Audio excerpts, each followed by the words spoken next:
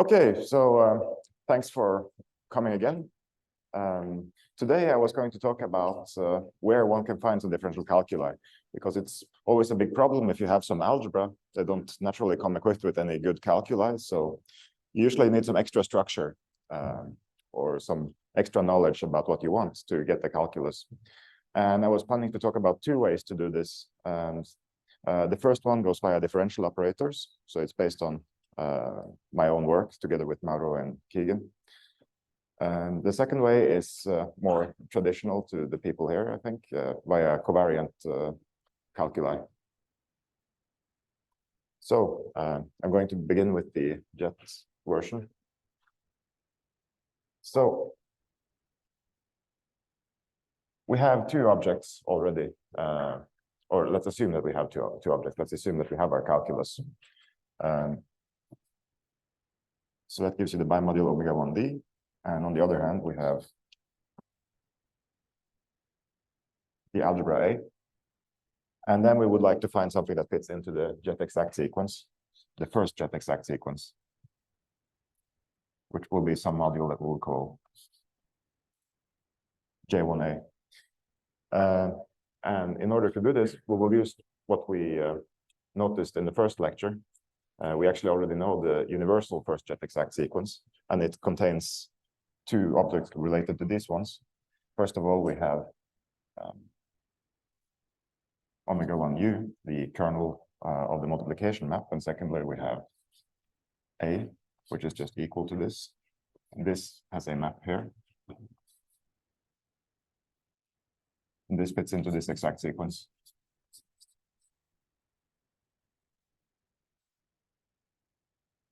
Okay, and now the fact that A is projective as a left or a right module over itself means that this diagram induces a bimodule map in the middle. So we will call this PD and this P hat D, and this is just equality. And now if we take the kernel and co-kernel sequences of this, we know what we have here. This is the differential relations. This will be some kernel. This is 0.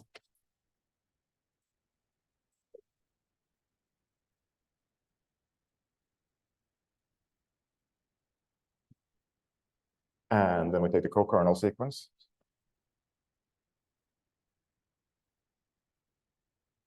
Well, this is 0, actually. We know that. This is some co-kernel. This is 0, since it's an isomorphism.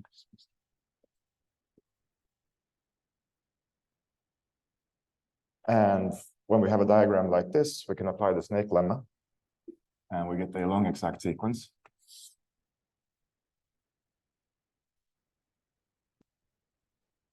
Like this.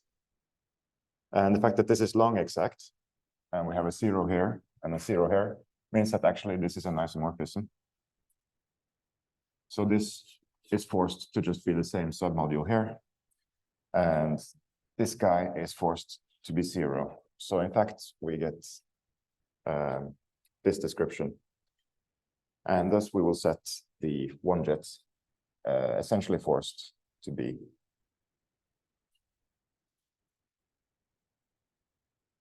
just A tensor A modulo MD. Now, if you want to do jet things, it's not enough to have a module construction. You also need the prolongation map. And the prolongation map that we had here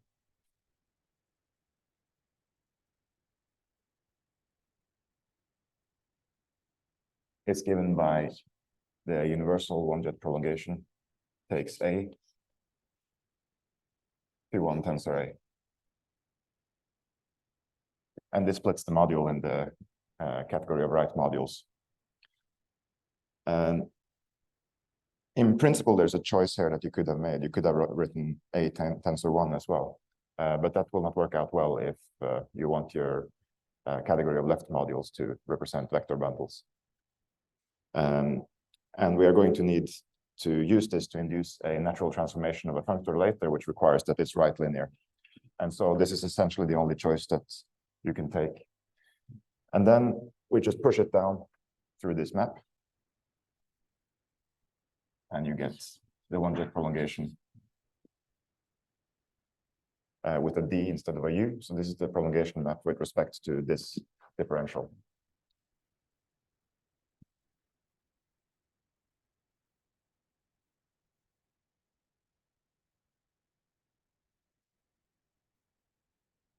So this bracket is just a class modulo the differential relations. And this looks extremely formal, and it's kind of looks like a miracle that it actually gives you the classical thing, which we defined in differential geometry in the last lecture.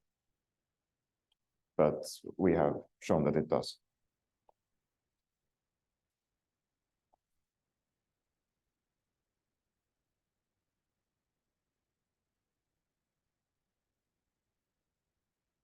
Okay, now since this sequence is split in the category of right or in the category of left modules, or actually in this case, the important is the right module category. For any module,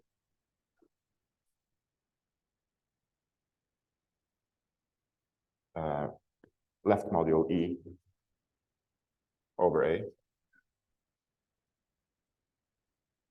the tensor product functor with respect to E will preserve the exactness of these sequences.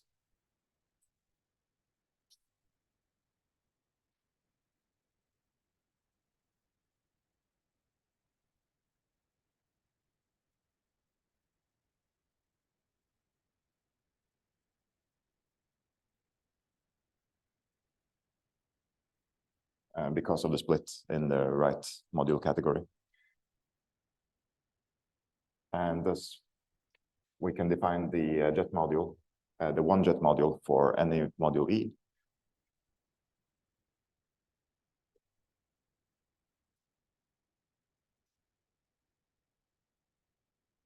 To be simply the tensor over A with the jet module for A.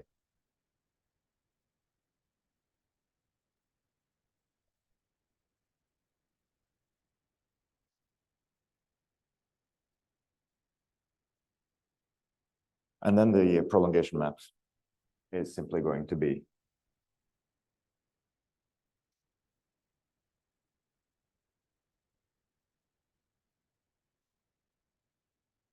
induced by this diagram again, and it will be given by the class of 1 times E in this space.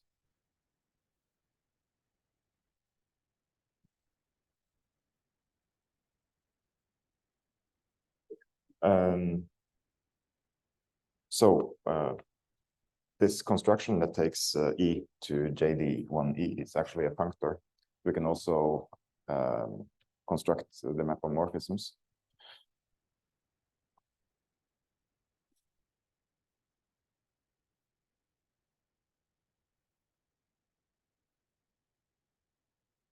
So this is now a left module map.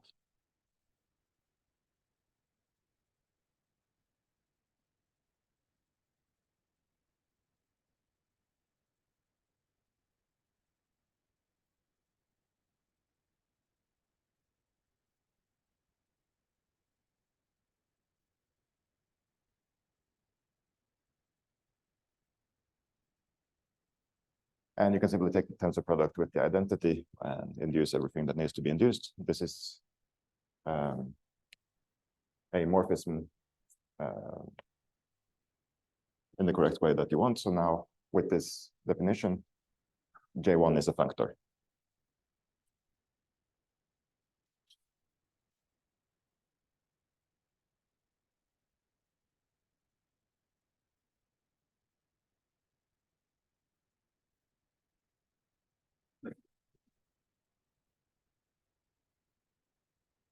Okay, and the important part now is that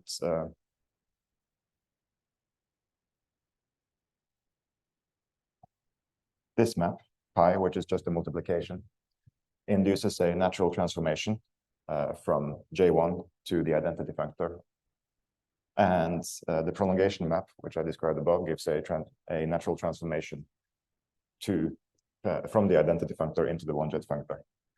And the reason this is important is that actually being a natural transformation is the only algebraic property that I know of that the prolongation map for general modules has in classical differential geometry. And that's also the reason that category theory becomes very important to us in our work. We don't know how to describe it without using categorical language.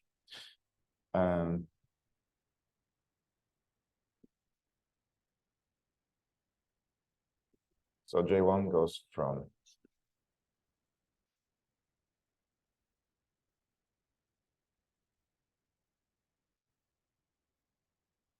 the identity functor into the one jets, and phi1, 0 goes from the one jet to the identity functor.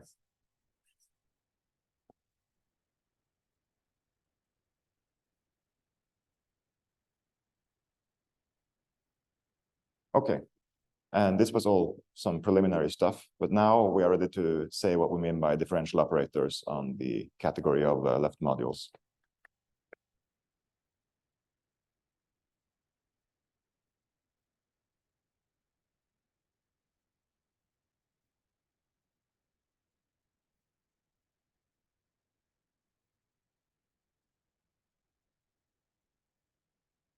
So let delta be a k-linear map between left modules.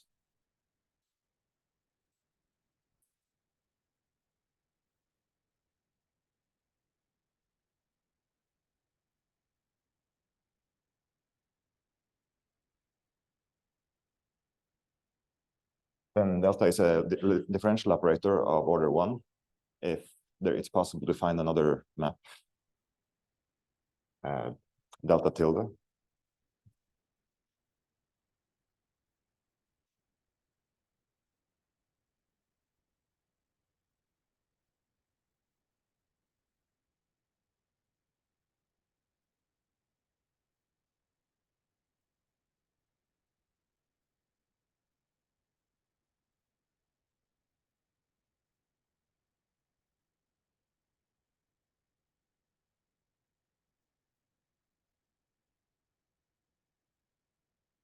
So this is the prolongation map that we produced before.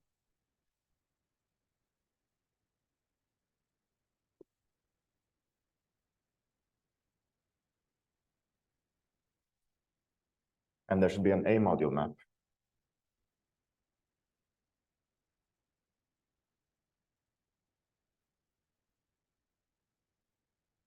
Such that this diagram commutes.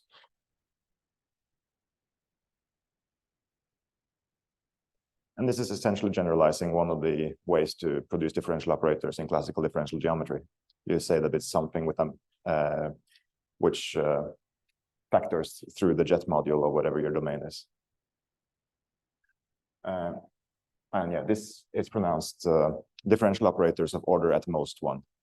So if this was, for example, A-linear already, then this would be very simple.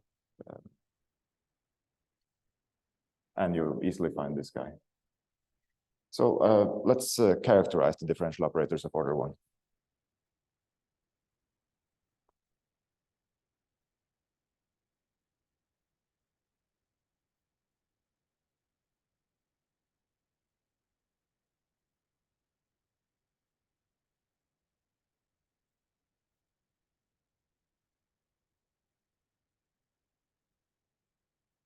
So delta is a differential operator of order at most 1, if and only if it respects the differential relations.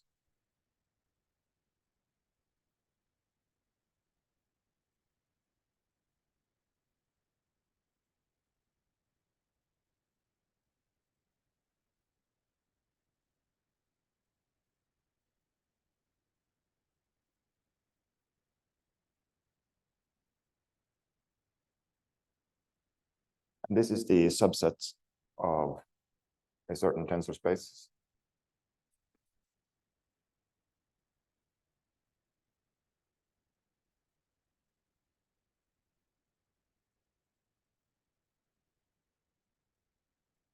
such that the projection map, or multiplication map if you want, is 0.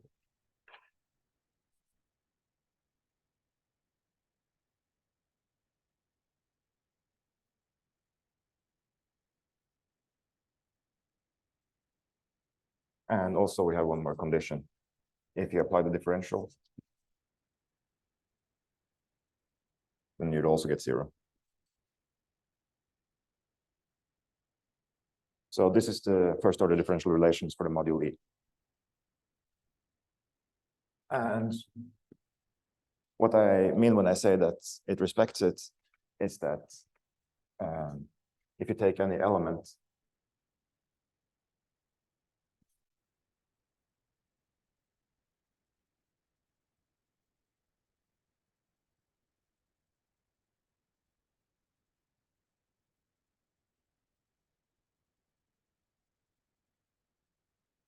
then the following thing vanishes.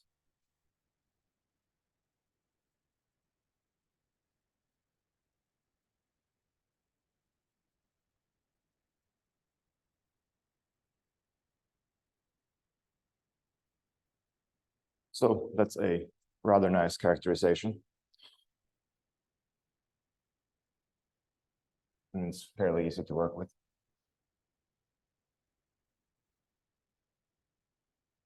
So we might ask, what are we going to do with this?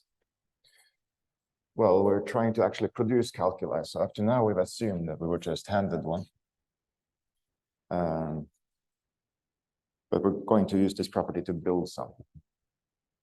Okay, first some examples of things that are first order differential operators.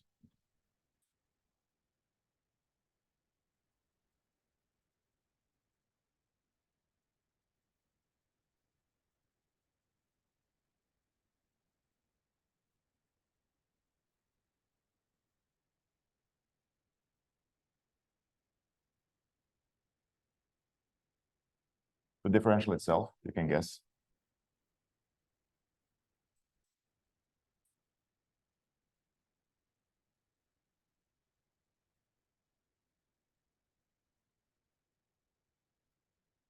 Left connections.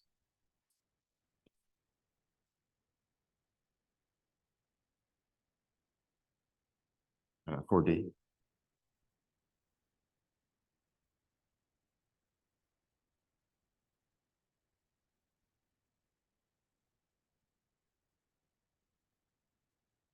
So that's just maps satisfying some Leibniz rule.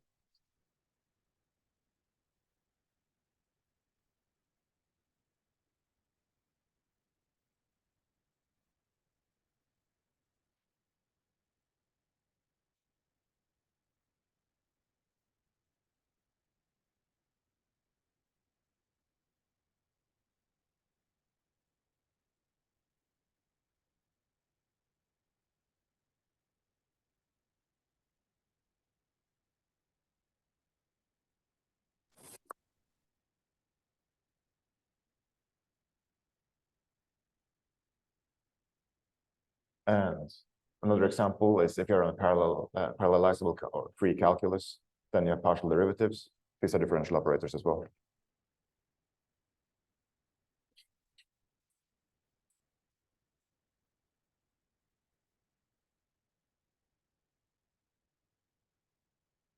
Okay.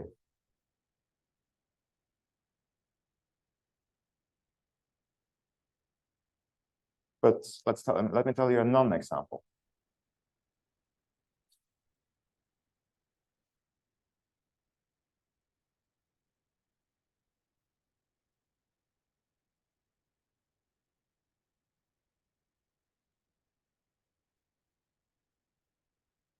Yes.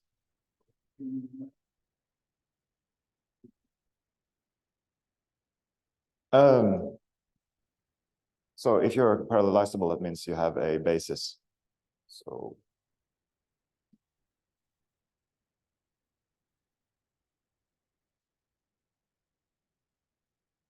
basis of omega 1.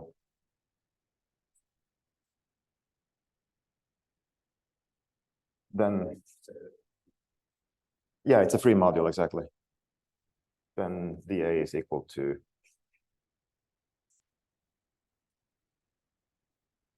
there should be a sum here. And this guy is the partial derivative with respect to theta I. And that's the differential operator. Henrik. Yes.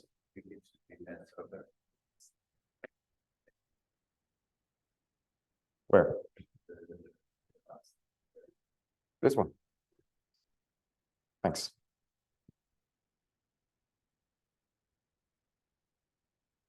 So non-example, which is strikingly different from classical geometry, is the left multiplication operators, which just take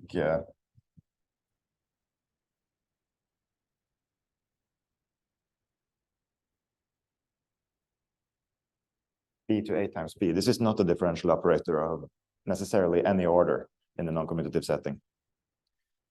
And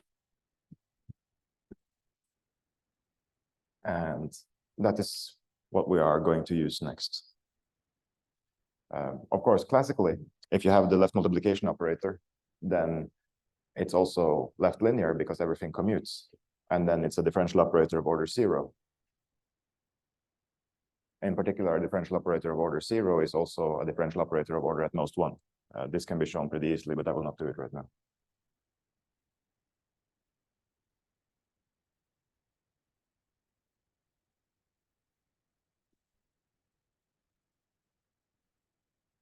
Non-commutatively, left multiplication operators are not left linear, and so they're not zero-order operators.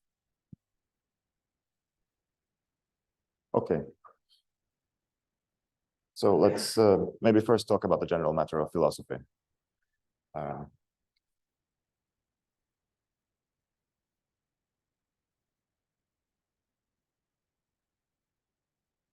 You start out with the objects of a calculus. And from the calculus,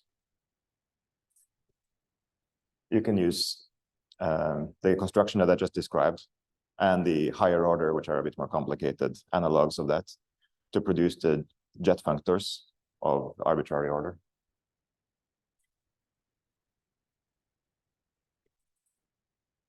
And from the jet functors, you can use the definition that I just described to generate the bifunctor of differential operators.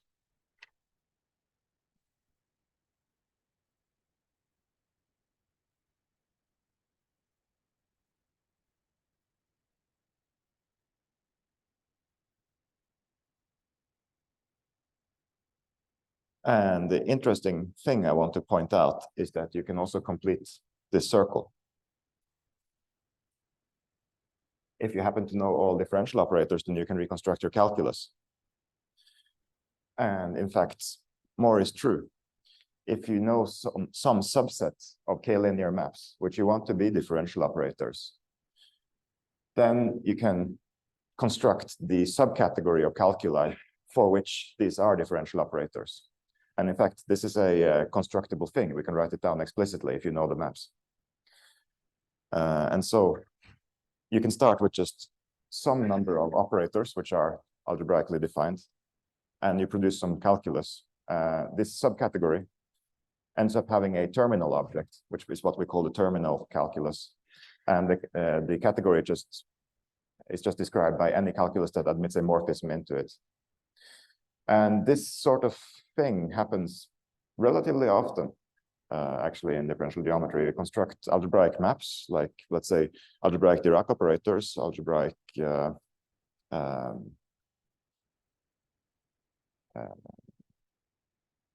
cubic Dirac operators, algebraic Laplacians, different things. And there were some examples of this already in this talk. And if you use this construction, you can get the calculus or the category of calculi for which this is actually differential operators in my sense.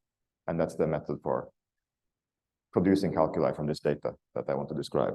So let's say that we have some maps that we want to be differential operators.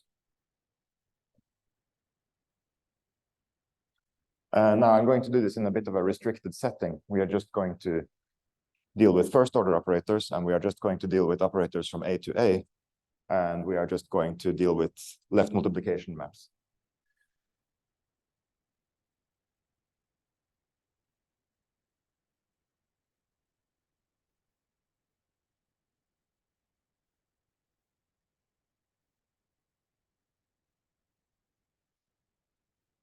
So let's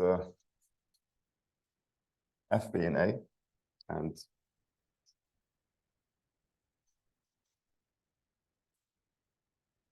then LA is a differential operator of order at most 1.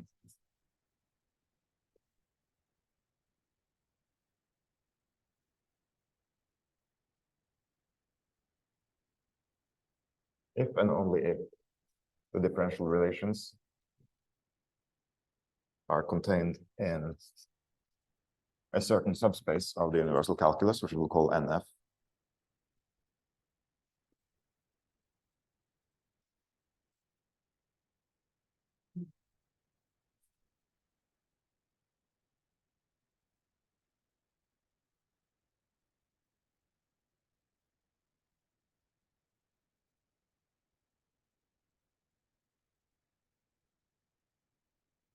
And this n tensor M should be interpreted as being in the universal calculus, even though I write it as a tensor. It really should be spanned by universal differentials.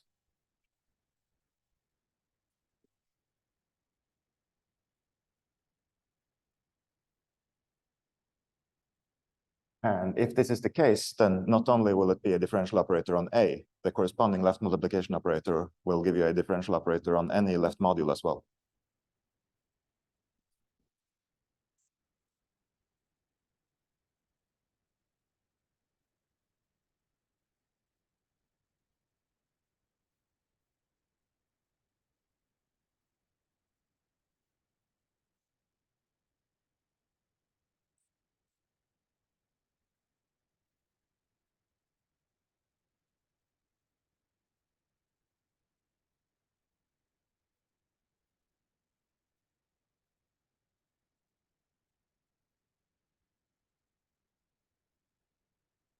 Okay, and you should note that this subset is generally non-trivial, unless F is central, of course. If F is central, then this is just 0 by the properties of the universal calculus. But if it's non-central, then it is not so.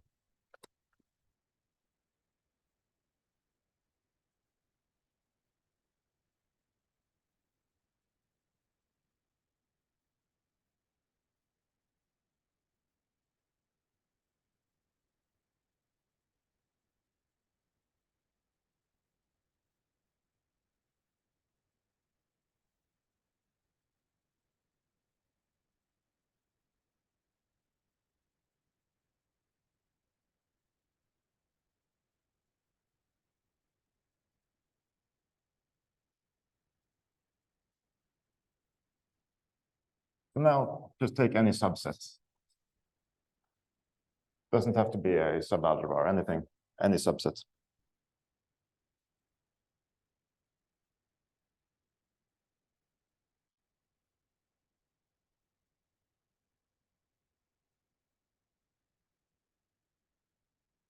We define omega 1s, which we call the S-terminal calculus.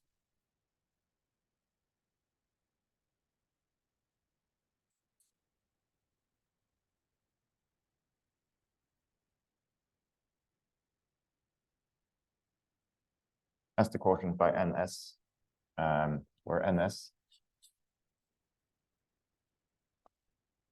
is the intersection of nf for f in S. And this is, of course, as in the previous lemma.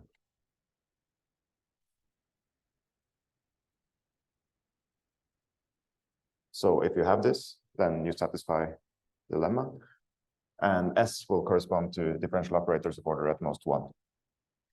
And we call this the terminal calculus for S.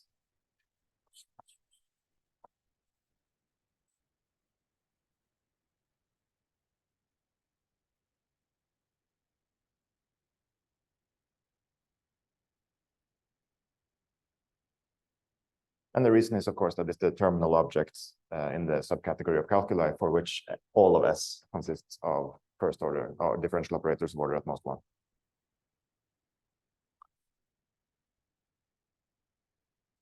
Okay, so now let's see how we can use this to build an example of a new calculus in a nice way.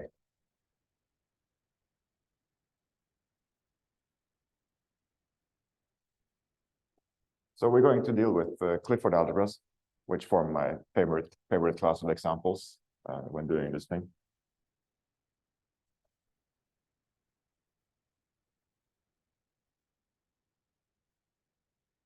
And when I say Clifford algebra of n, I mean V is a vector space of dimension n. We're working over R now. And we are dealing with the Euclidean signature.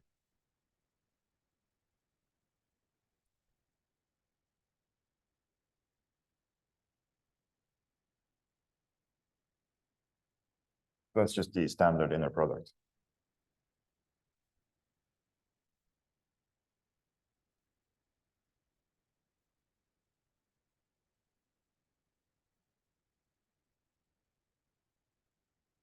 So the Clifford algebra is defined as the algebra generated by taking free products, tensor products over V, subject to the relation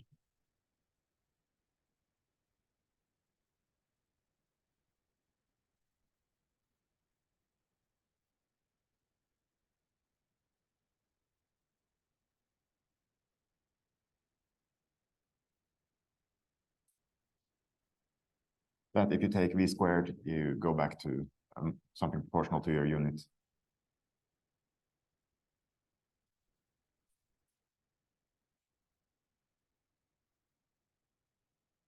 And this is just the Euclidean inner product that we had previously.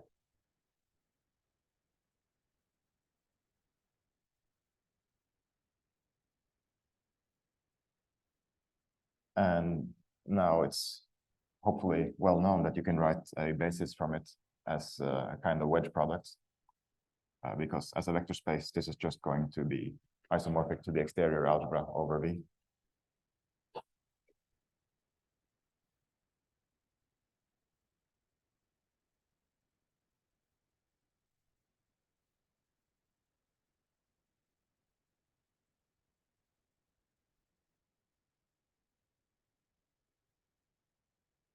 So let E1 to En be an orthonormal basis. Then it's generated by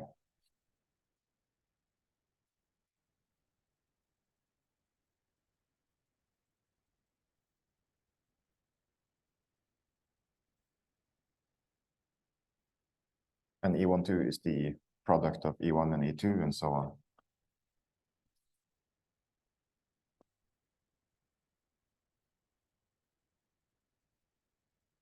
Up to the top elements where you have the usual anti-commutativity rules.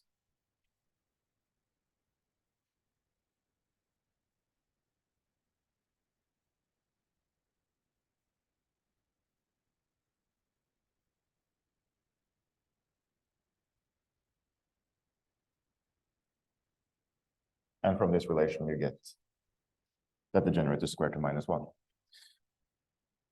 Okay, so the extra structure that we use here is the fact that Clifford algebras described in this way come equipped with a special subspace, which is just the image of V through this map. So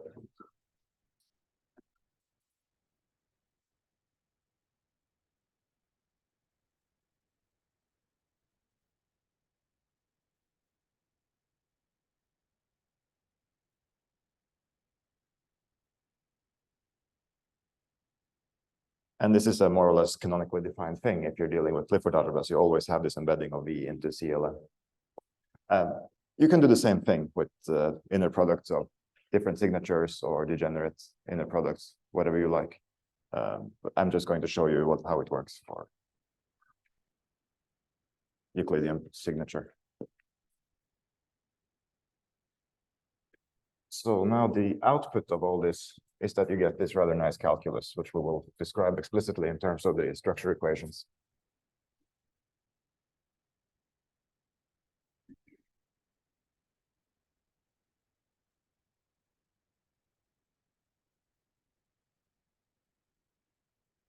So first of all, it's free and it's of dimension n.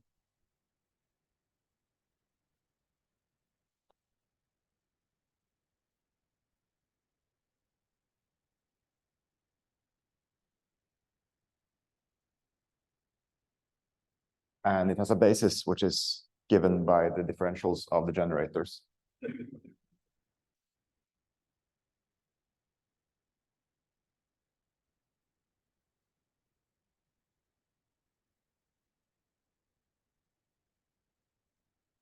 I say left module, of course.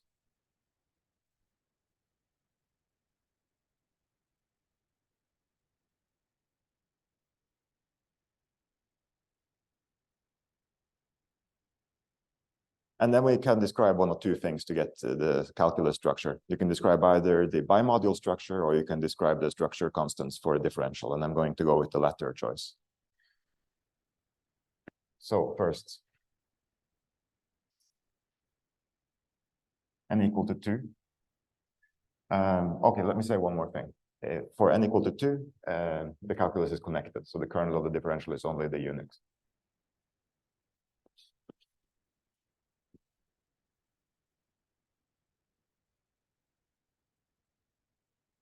And you have only one non-trivial differential to describe, which is dE12.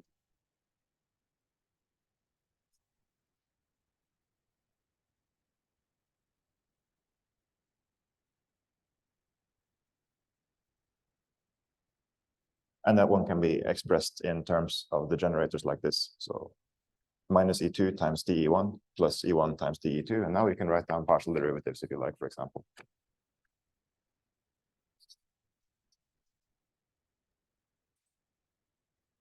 N equal to 3. The calculus is not connected. It has, let's say, two connected components, or rather, the kernel of the differential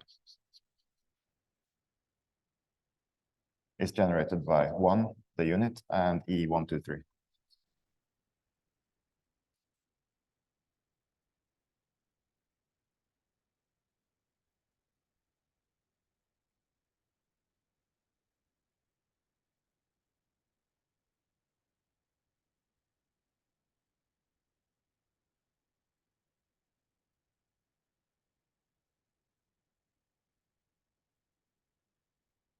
Now, dE12 is minus E123 times dE3, which is kind of funny, but you see what you have here, and then you get something proportional with the one that's missing. And this one is just the central element. And it's similar for the other generators of degree 2.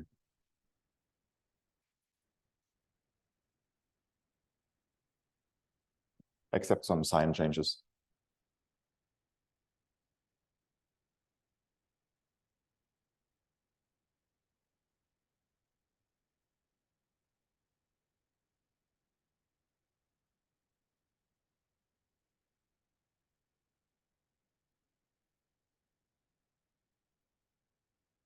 This is a rather nice and symmetric formula.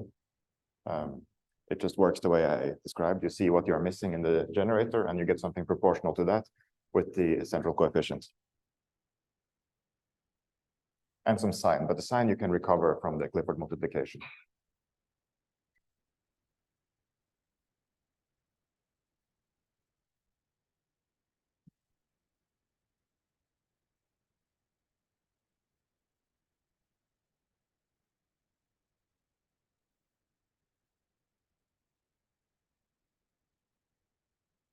Okay, now for general n, you get a slightly messier formula with some mysterious numbers inside, but okay.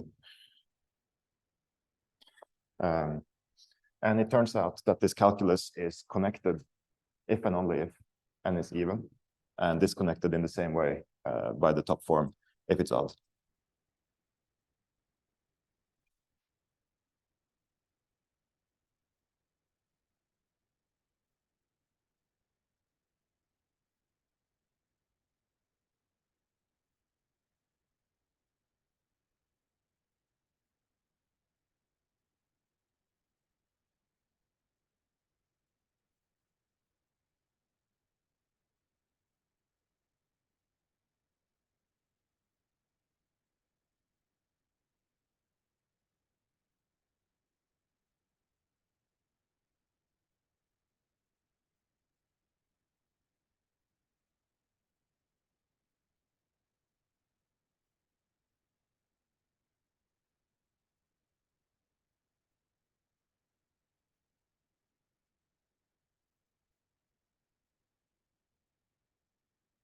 So first you have this commutator term.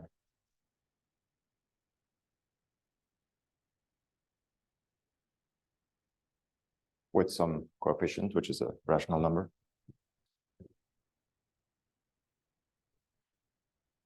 And then you get an interesting term.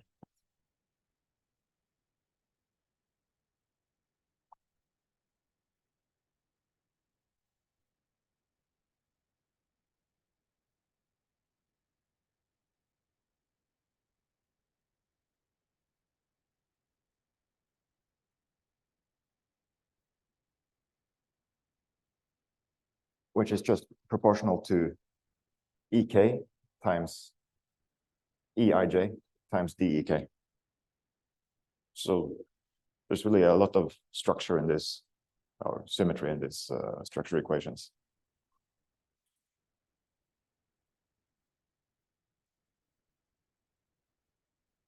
Okay, so that's all I wanted to show with the terminal construction.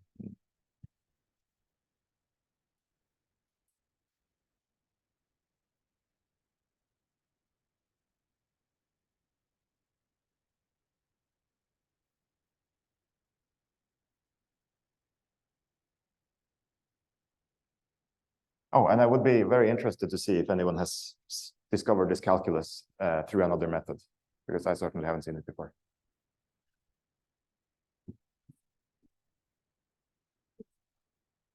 Sorry?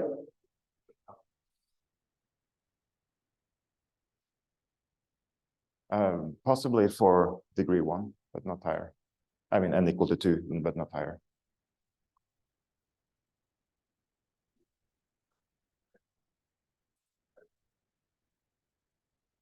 This I'm not sure of. It's a bit of a computation to get this already. We computed everything for low dimension, but for general n, not yet. Sorry? Oh, the calculus, it should be finite dimensional, yes.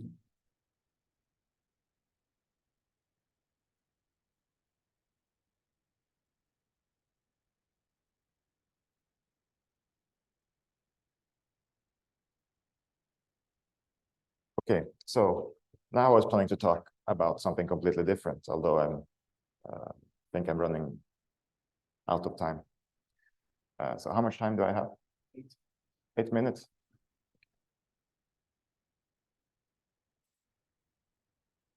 So I wanted to just mention the very popular setting of quantum homogeneous spaces and algebras, which are co-module ideals inside, or left co-module ideals inside Hopf algebras.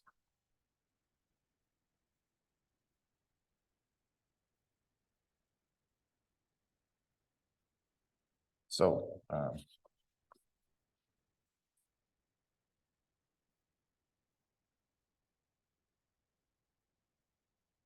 Hopf algebras were already introduced by Bob, so I hope it's okay.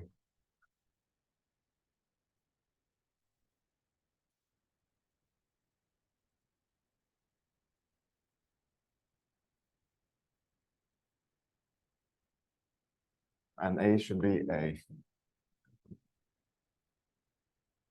left co-ideal subalgebra.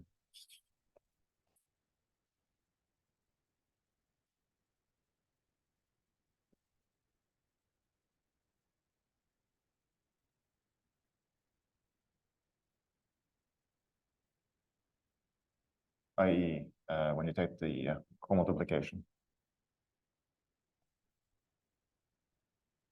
you go to G tensor A.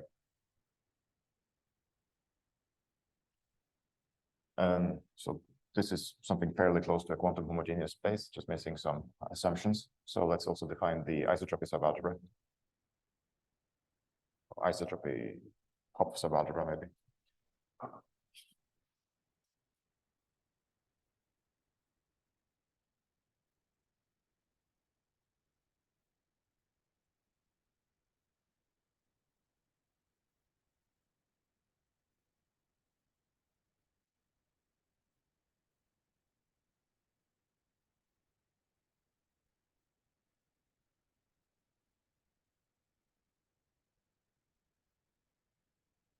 And this A plus is the kernel of the co-unit.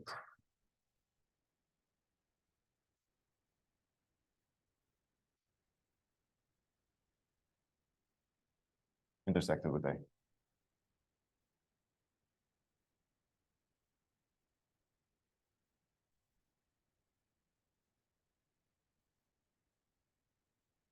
So let's take two co-modules, a right and a left co-module, R and L.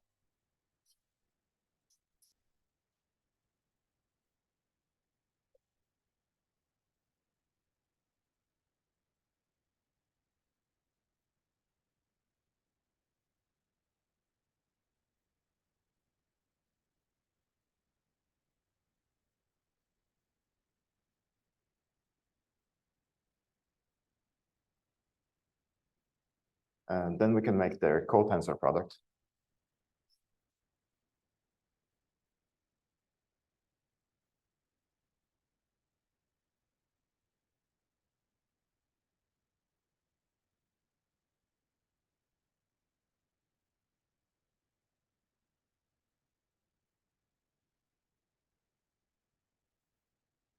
Right comodules, let's say over H, which is for now just a helpful algebra. Or under H.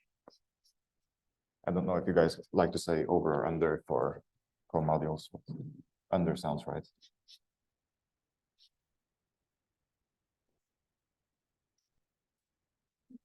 So cotensor products sound absolutely terrifying, but they're actually not that bad. If you've never seen them before, don't worry.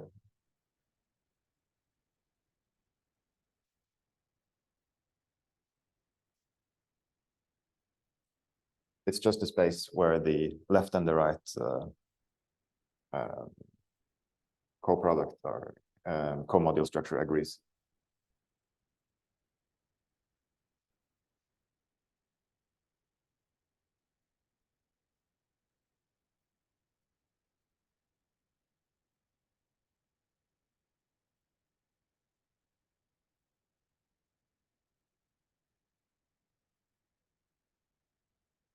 And it's just a subspace of the ordinary tensor product.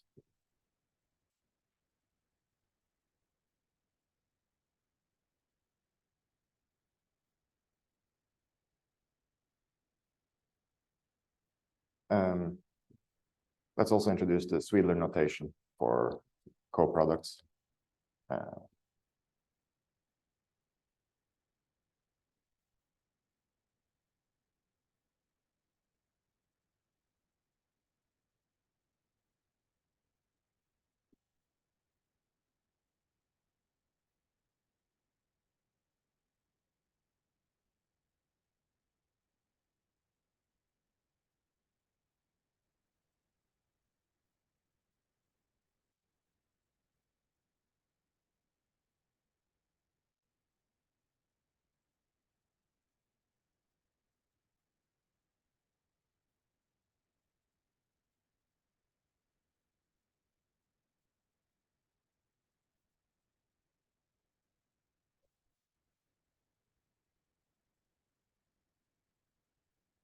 So this is, of course, an implicit sum here, and you can't really separate these guys because they're really a sum of terms.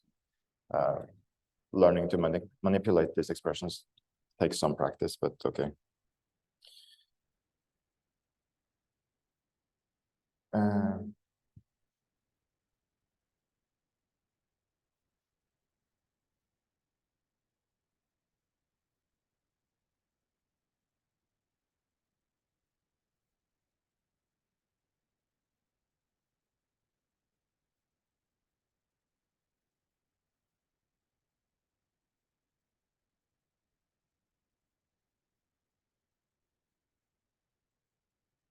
So now what I actually wanted to say was that if you have this structure, then you have a nice class of calculi to consider, which is the left covariant one or left G covariant one. If we are in this setting described above, where you have a left comodule ideal.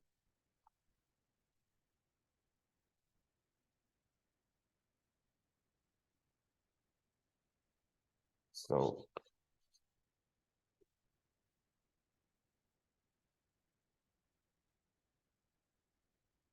you have a derivation d from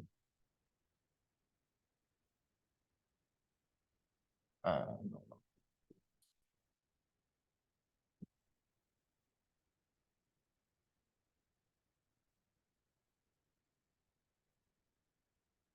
derivation which is left covariance, G covariant even.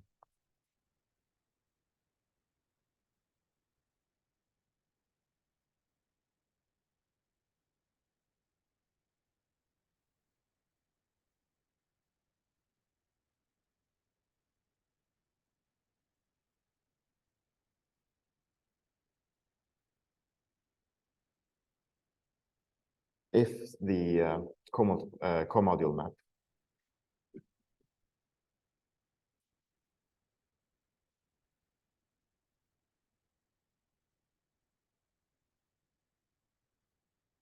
extends in the natural way to the calculus.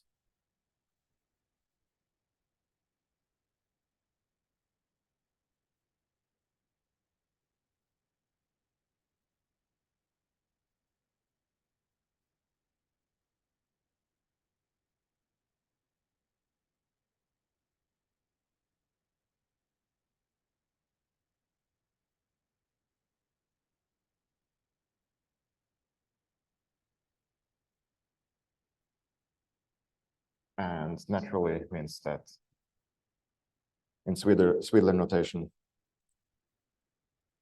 we can write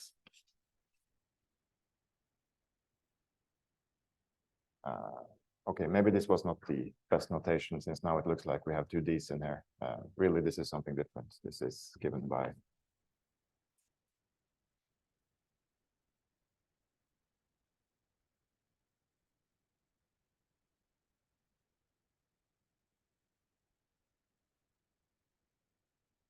this in Swidler notation, where the B2 comes inside of the differential on the far right. And now 0 minutes remaining. How many minutes remaining? 0. Yes. Okay. So I actually wanted to talk about a theorem by Hermison, where he classifies these guys. Also in my notes, I have written a proof of this theorem, but there is no way we are going to hear about that today. So I'll just note that there is a way to classify such structures, and if you add additional conditions, like for example, conditions on the dimension or bicovariance, then you might be able to pin down some nice examples of calculi just through that, and then you can do something. Okay, so let's end there. Thank you for listening.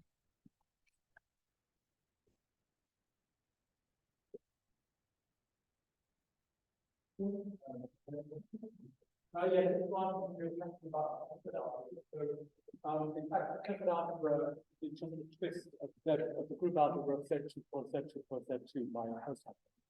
So what is the commodule algebra twist? So you can just take so Z2 has a canonical only one, which is the universal differential calculus. Z2 to the n has corresponding tensor calculus. Yeah, differential calculus. You just twist it, and you get algebra natural calculus in algebra. And so, for example, I think it's the same. I'm not sure. I have to check, but I think on for n equals 2, it looks the same, because the thing, for example, your relations that you had. Yes. DE1 anti-commutes with E2. That was the content of the Leibniz example you gave. It does, yes. And that's what happens in this example. Yes, for n equal to 2, I think there are many ways to describe this, because it's isomorphic to the quaternions, and the quaternions have very few calculi on them. So any method that you use to produce calculi is going to produce more or less the same thing. But I think in this case it is the same. And in general, you also get the calculus very straightforward because of the twist. But this thing, if you have a calculus on a comodular algebra, you make a comodular algebra twist, you get another calculus. That's what's going on there, I think. I'd have to check that your general case is a twist. But I would 50-50 chance. Okay, thank you.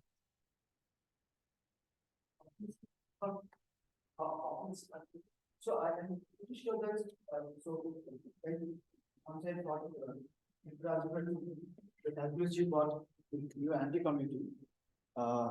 This I know for a fact that the spectral triple on the 2-point space in Jenny's book, it will coincide.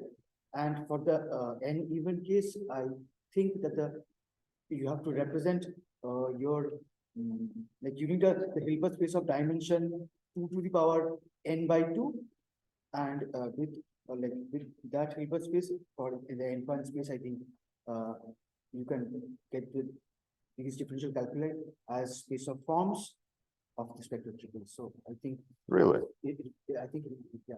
For 2, I know it happens.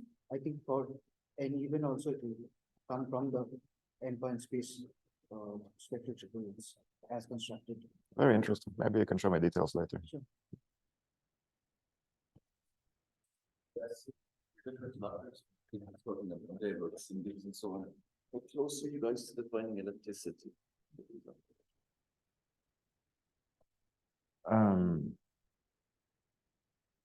Not that far off, to be honest. Not the Yes. So the thing is that the symbols, strictly speaking, lives in the dual space to Riemannian metrics classically, but it's not a big problem to define ellipticity there. So in the complex sense, ellipticity is just non-degeneracy. And this we can do fairly easily. If you want to do the real ellipticity, then you should also have positive or negative definiteness. This is more difficult to do. And I don't know, but just in the complex sense of non-degeneracy, we're not far off. Well, let's thank Henrik again for the lecture. Hey, welcome to all lecture series in this week.